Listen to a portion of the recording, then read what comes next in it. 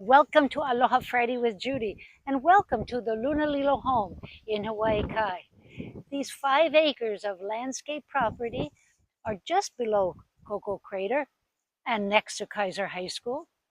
And what's going on here?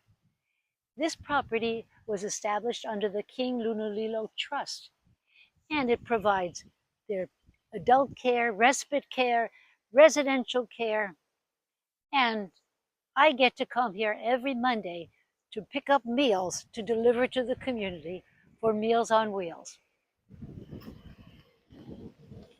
So give them a call and you can do a tour of the place, and at least you'll know where it is in Hawaii Kai and know what services they offer.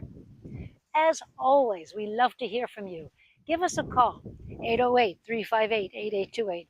Reach out on social media or our website, hawaiishome.com. And aloha.